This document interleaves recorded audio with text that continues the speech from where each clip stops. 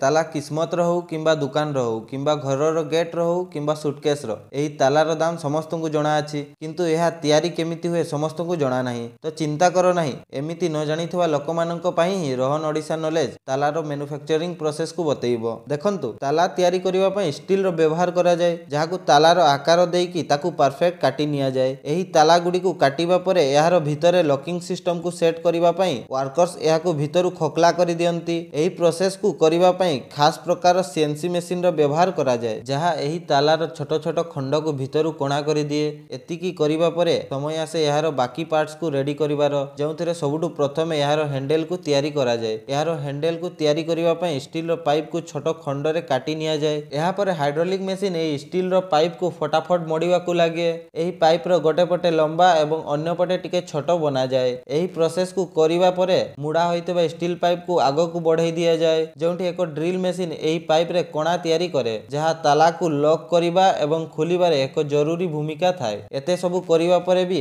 एबे एते कमजोर अछि कि एहा मार्तुल मारिबा द्वारा संगे संगे भांगी जिवो। सेथिबे एहा को बहुत अधिक मजबूती देबा पई गरम निआर भाटी रे पका जाय। एठारे किछि डेरी रखिबा परे जेतेबेले एही ताला भलरे गरम होई जाय तो एहा को बाहर करी संगे संगे ठंडा पानी रे दिया जाय, जहा द्वारा मेटल पार्ट गुडी को शक्त होई जाय एवं एही ताला एते मजबूत होई जाय कि मार्तुल माड़ हो किंबा पत्थर माड़ हो सबु माड़ को खुशी खुशी सही निए। एही प्रोसेस परे ताला मजबूत होई गला, किंतु समयर सहित लागुथबा कलंकी एहा को कमजोर बनै दिए। एबे एहार सामना करिवा पई एही ताला रे निकेल लिक्विड जहा कलंकी लागिबा पई दिए नाही, एहार पतळा लेयर चढ़ा जाय। ताला गुडी को निकेल लिक्विड रे डुबा जाय एवं जेतेबेले बाहर करा जाय तो एथिरे निकेल लिक्विड रो एको पतळा लेयर लागि जाय, जहा वर्ष वर्ष धरी कलंकी लागिबारु बंचाए। शेषरे समय आसे एही ताला भितरे लॉक मेकानिजम को सेट करिवार, किंतु एहा आगरु जानिबा जरूरी अछि कि एहा काम केमिति करे। देखंतु ताला भितरे सबुटु प्रथम रे तो बॉल थाए, जहा हैंडल रो दुई साइड रे लागि थाए। जेतेबेले पर्यंत बॉल हैंडल रे फसिथिबो सेतेबेले पर्यंत ताला को खुलिबा असंभव, किंतु एही बॉल व्यतीत एथिरे 5 रु 6 एमिति स्ट्रक्चर भी थाए, जेमिति चाबी एहा भितर को सेट करा जाय। सबुटु प्रथमे ऊपर तळे स्ट्रक्चर होई कि भितर को जाय। ए सबु अटकी थिबा गियर को घुरांती, जेमिति ही घुरे ताला भितरे लागिथिबा बॉल्स बेरिंग आर्म रु रिलीज हुंती एवं लॉक खुली जाय। गोटिए ताला को बनेइबा पई पाखापाखी 1000 रु बेसी लॉक मेकानिजम तयारी करा जाय